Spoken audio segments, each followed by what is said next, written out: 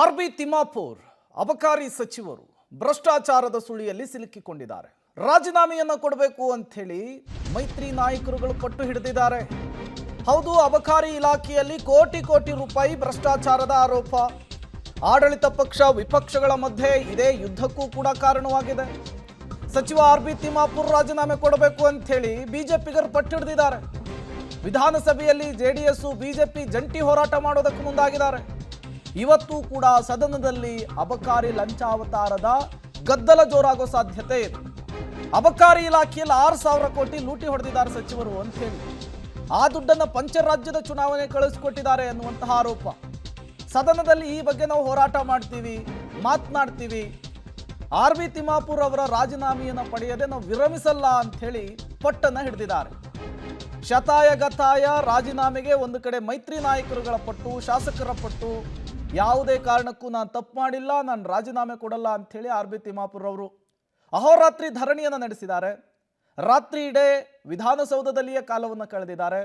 ಸರ್ಕಾರದ ಮೇಲೆ ಒತ್ತಡವನ್ನು ಹಾಕ್ತಾ ಇದ್ದಾರೆ. ಮುಖ್ಯಮಂತ್ರಿಗಳಿಗೆ ತಿಮ್ಮಾಪುರ್ ಅವರ ರಾಜೀನಾಮೆಯನ್ನು ಪಡಿಬೇಕು ಅಂಥೇಳಿ ಆಗ್ರಹಿಸ್ತಾ ಇದ್ದಾರೆ. ನಮ್ಮ ಜೊತೆ ವಿಪಕ್ಷ ನಾಯಕ ಆರೋಷಕ್ ಅವರಿದ್ದಾರೆ. ಸರ್, ಇವತ್ತು ಸದನದಲ್ಲಿ ಯಾವ ರೀತಿಯ ಪ್ಲಾನಿಂಗ್ ಇರುತ್ತೆ? ಈಗಾಗಲೇ ಅಹೋರಾತ್ರಿ ಧರಣಿ ಮಾಡಿದ್ದೀರಾ, ಈಗ ಕಲಾಪ ಆರಂಭ ಆಗುತ್ತೆ ಅನಿಸುತ್ತಾ? ಆಗಿರೋದಕ್ಕೆ ಅವರು ಭಯಭೀತರಾಗಿರೋವಂಥದ್ದು. ವಿಧಾನಸಭೆ ಅಧಿವೇಶನ ನಡೆಸೋಕ್ಕೂ ಯೋಗ್ಯತೆ ಇಲ್ಲ ಕಾಂಗ್ರೆಸ್ ಅವ್ರಿಗೆ. ನೆನ್ನೆನೇ CM ಕೂಗಾಡ್ತಾ ಇದ್ದಾರೆ. ಕೂಗಾಡಿ ಅವ್ರ MLAಗಳು ಯಾರು ಅವ್ರ ಜೊತೆ ಬರ್ತಾ ಇಲ್ಲ, ಕೂಗಾಡ್ತಾ ಇದ್ದಾರೆ ಬನ್ನಿರಿ ಬನ್ನಿರಿ ಅಂತ. ಆದರೂ MLAಗಳು ಯಾರು ಜೊತೆ ಬರ್ತಾ ಇಲ್ಲ. ಅಂದರೆ ಈ 6,000 ಕೋಟಿ ಏನು ಲೂಟಿ ಆಗಿದೆ, ಇದು ಜಗಜ್ಜಾಹೀರಾತಾಗಿದೆ, ಕಂಪ್ಲೇಂಟ್ ಆಗಿದೆ. ಇಷ್ಟಿದ್ದರೂ ರಾಜೀನಾಮೆ ಪಡಿತಾ ಇಲ್ಲ ಅಂದರೆ ಇವರು ಇಡೀ ಸರ್ಕಾರ ಲೂಟಿ ಹೊಡೆದು ಅವರ ಕಾಂಗ್ರೆಸ್ಸಿನ ಚುನಾವಣೆ, ಪಂಚರಾಜ್ಯದ ಚುನಾವಣೆಗಳಿಗೆ ಕೊಡ್ತಾ ಇದ್ದಾರೆ ಅನ್ನೋದು ಸ್ಪಷ್ಟ ಆಗ್ತಾ ಇದೆ. ಇವತ್ತು ಸದನದಲ್ಲಿ ಕಾರ್ಯತಂತ್ರ ಏನು ವಿಪಕ್ಷಗಳದ್ದು? ಇವತ್ತೂ ಕೂಡ ಹೋರಾಟ ಮಾಡ್ತೀರಿ. ಅವರ ರಾಜೀನಾಮೆ ಕೊಡೋವರೆಗೂ ಬಿಡಲ್ಲ, ಹೋರಾಟ ಮಾಡ್ತೀರಿ. ನಾನು ರಾಜ್ಯ ಅಧ್ಯಕ್ಷರ ಜೊತೆನೂ ಮಾತಾಡ್ತೀನಿ. ಇದನ್ನು ಬೀದಿಗಿಳಿದೂ ಸಹ ನಾವು ಹೋರಾಟ ಮಾಡೋವಂಥ ಕೆಲಸವನ್ನು ಮಾಡ್ತೀರಿ. VBG ರಾಮ್ಜಿ ಚರ್ಚೆಯಲ್ಲಿ ಭಾಗವಹಿಸಲ್ವಾ ವಿಪಕ್ಷಗಳು? ಅದು ಕೇಂದ್ರ ಸರ್ಕಾರವನ್ನು ತೆಗೊಳ್ಳೋ ಅಂಥದ್ದಕ್ಕೆ ಯೂಸ್ ಮಾಡ್ತಾ ಇದ್ದಾರೆ.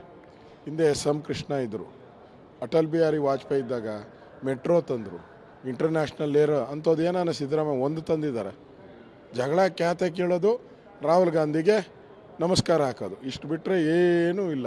ಸಿದ್ದರಾಮಯ್ಯನವರ ಅಭಿವೃದ್ಧಿ ಕರ್ನಾಟಕಕ್ಕೆ ಶೂನ್ಯ. ಈ ಥರ ಜಗಳ ಆಡಿ ಕೇಂದ್ರದಿಂದ ಬರುವಂಥ ಅನುದಾನಗಳೆಲ್ಲ ಕಡಿಮೆ ಯಾಕಾಗ್ತಾ ಇದೆ ಅಂತ ಇವರ ಮನೆಯಾಳು ಬುದ್ಧಿಯಿಂದನೇ ಅಂತ. ಸರ್ಕಾರದ ನಿರ್ಣಯ ಖಂಡಿಸ್ತೀರಾ? 100% ಒಳ್ಳೆ ರಾಮ್ಜಿ ಒಳ್ಳೆ ಯೋಜನೆ, ಅದನ್ನು ಸ್ವಾಗತ ಮಾಡ್ತೀರಿ. Thank you. ಇದು ವಿರೋಧ ಪಕ್ಷದ ನಾಯಕರಾಗಿರುವಂಥ ಆರೋಷಕ್ ಅವರ ಮಾತು. ಕ್ಯಾಮ್ರಾಮನ್ ಮುನಿರಾಜು ಜೊತೆ Masood public TV, Bengaluru. BJP ಹಿರಿಯ ಶಾಸಕರಾಗಿರುವಂತಹ ಸುನೀಲ್ ಕುಮಾರ್ ಅವರು ನಮ್ಮ ಜೊತೆ ಇದ್ದಾರೆ. ಸರ್, ಅಹೋರಾತ್ರಿ ಧರಣಿಯಿಂದ ನಿಮ್ಮ ಬೇಡಿಕೆ ಈಡೇರುತ್ತಾ? ರಾಜೀನಾಮೆಯನ್ನು ತಿಮ್ಮಾಪುರ್ ಅವರು ಕೊಡ್ತಾರೆ ಅಂತ ಅನಿಸುತ್ತಾ? ಅಲ್ಲ, ಸರ್ಕಾರದ ಒಟ್ಟು ಧೋರಣೆ ನೋಡಿದರೆ ಭ್ರಷ್ಟಾಚಾರವನ್ನು ಸಮರ್ಥನೆ ಮಾಡಿಕೊಳ್ಳುವಂಥದ್ದು ಮತ್ತು ಭ್ರಷ್ಟಾಚಾರವನ್ನು ಮುಂದುವರಿಸೋದು, ಇದು 3 ಅಜೆಂಡಾ ಈ ಸರ್ಕಾರ ಇಟ್ಟಿದೆ. ನಾನು ಭ್ರಷ್ಟಾಚಾರ ಮಾಡ್ತೇನೆ, ಭ್ರಷ್ಟಾಚಾರವನ್ನು ಸಮರ್ಥನೆ ಮಾಡ್ಕೊಳ್ತೇನೆ ಮತ್ತು ಭ್ರಷ್ಟಾಚಾರವನ್ನು ಮುಂದುವರಿಸ್ತೇನೆ. ಈ 3 ಅಜೆಂಡಾನ ಇಟ್ಕೊಂಡು ಈ ಸರ್ಕಾರ ಹೊರಟಿದೆ. ವಿರೋಧ ಪಕ್ಷವಾಗಿ ಇದನ್ನು ನೋಡಲಿಕ್ಕೆ ನಮಗೆ ಸಾಧ್ಯ ಇಲ್ಲ ಮತ್ತು ನಾವು ಜನರ ಧ್ವನಿಯಾಗಿ ಇವತ್ತು ಕೆಲಸವನ್ನು ಮಾಡ್ತಾ ಇದ್ದೇವೆ. ಈ ಹಿನ್ನೆಲೆಯಲ್ಲಿ ಸಚಿವರ ರಾಜೀನಾಮೆ ಕೊಡುವ ತನಕ ಧರಣಿ ಆರಂಭ ಆಗಿದೆ, ಅದು ಮುಂದುವರಿಯುತ್ತೆ. ಇವತ್ತು ಸದನದಲ್ಲಿ ಯಾವ ರೀತಿ ಕಾರ್ಯತಂತ್ರ ಅಂತ ಏನು ಮಾಡ್ತೀರಾ? ಇವತ್ತು ಸದನದಲ್ಲಿ ನಿನ್ನೆಯಿಂದ ಅಹೋರಾತ್ರಿಯನ್ನು ಪ್ರಾರಂಭ ಮಾಡಿದ್ದೇವೆ.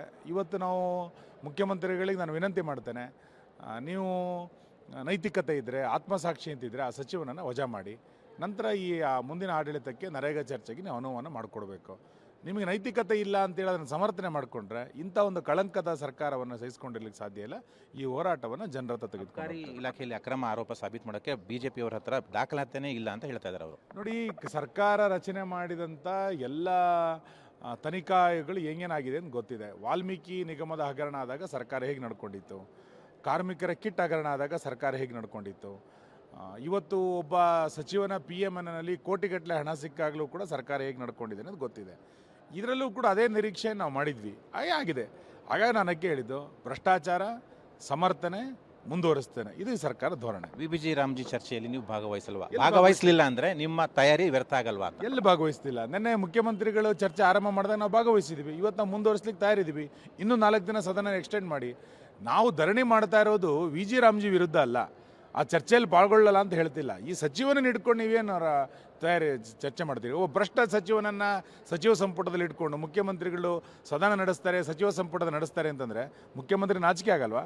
ಇವತ್ತು ಆ ಭ್ರಷ್ಟಾಚಾರದ ವಿಷಯ ಮುಖ್ಯಮಂತ್ರಿಗಳ ಮನೆಯ ಬಾಗಿಲಿಗೆ ಬಂದಿದೆ. ಕೊನೆ ಪ್ರಶ್ನೆ, ಸರ್ಕಾರದ ನಿರ್ಣಯ ಬಗ್ಗೆ ಏನು ಹೇಳ್ತೀರಾ? ಯಾವ ರೀತಿ ಖಂಡಿಸ್ತೀರಾ ಇವತ್ತು? ಅಲ್ಲ, ಈಗಾಗಲೇ ನಾವು ಹೇಳಿದ್ದೀವಿ, ಒಂದು ಸರ್ಕಾರ ಸರ್ವಾನುಮತ ನಿರ್ಣಯವನ್ನು ಮಾಡಲಿಕ್ಕೆ ಸಾಧ್ಯ ಇಲ್ಲ. ಕೇಂದ್ರ ಸರ್ಕಾರದ ಒಂದು ಕಾಯ್ದೆಯನ್ನು ಒಂದು ರಾಜ್ಯ ಸರ್ಕಾರದ ವಿರೋಧ ಮಾಡ್ತೀನಿ ಅಂತಂದರೆ ಯಾವ ನೈತಿಕತೆ ಈ ಸರ್ಕಾರಕ್ಕಿದೆ? ಚರ್ಚೆ ಮಾಡೋಣ ಬನ್ನಿ ಅಂತ ಹೇಳಿದ್ದೇವೆ. Thank you. ಇದು ಸುನಿಲ್ ಕುಮಾರ್ ಅವರ ಮಾತುಗಳು. ಕ್ಯಾಮರಾಮನ್ ಮುನಿರಾಜು ಜೊತೆ ಮಸೂಲ್ ಪಬ್ಲಿಕ್ ಟಿವಿ, ಬೆಂಗಳೂರು. ಸಿದ್ದರಾಮಯ್ಯ ಸರ್ಕಾರ ಬಹಳ ಬಂಡತನದಿಂದ ನಡ್ಕೊಳ್ತಾ ಇದೆ. ಹಗರಣಗಳ ಸರಮಾಲೆಯಲ್ಲಿ ಸಿಲುಕಿ ಹಾಕಿಕೊಂಡಿರುವಂಥ ಕಾಂಗ್ರೆಸ್ ಸರ್ಕಾರ ವಾಲ್ಮೀಕಿ ಅಭಿವೃದ್ಧಿ ನಿಗಮದಿಂದ ಶುರುವಾಗಿರ್ತಕ್ಕಂಥ ಬ್ರಹ್ಮಾಂಡ ಭ್ರಷ್ಟಾಚಾರ ಇವತ್ತು ಎಕ್ಸೈಸ್ ಡಿಪಾರ್ಟ್ಮೆಂಟ್ಗೂ ಕೂಡ ಬಂದು ತಲುಪಿದೆ. ಅಬಕಾರಿ ಇಲಾಖೆಯಲ್ಲಿ ಒಂದು ಕಡೆ ರಾಜ್ಯ ಸರ್ಕಾರ ತನ್ನ ಗ್ಯಾರಂಟಿಗಳಿಗೆ ಹಣವನ್ನು ಕ್ರೋಢೀಕರಿಸಿಕೊಳ್ಳೋದಕ್ಕೆ ಸಾಧ್ಯ ಆಗದೇನೆ ಅಬಕಾರಿ ಇಲಾಖೆಯಲ್ಲಿ ಟಾರ್ಗೆಟ್ಗಳನ್ನು ಜಾಸ್ತಿ ಮಾಡಿಕೊಂಡು ಒಂದು ಕುಡುಕರ ರಾಜ್ಯವನ್ನಾಗಿ ಮಾಡ್ತಾ ಇರೋದು ಒಂದು ಕಡೆ ಆದರೆ, ಮನಸೋ ಇಚ್ಛೆ ಬೇಕಾಬಿಟ್ಟಿ ಲೈಸೆನ್ಸ್ಗಳನ್ನು, ಲಿಕ್ಕರ್ ಲೈಸೆನ್ಸ್ಗಳನ್ನು CL2, CL7, CL9 ಮೊನ್ನೆ ದಿನ ನಾನು ಏನು ಹೇಳಿದ್ದೇನೆ, 500 ಮೀಟ್ರಿಗೊಂದು ಲಿಕ್ಕರ್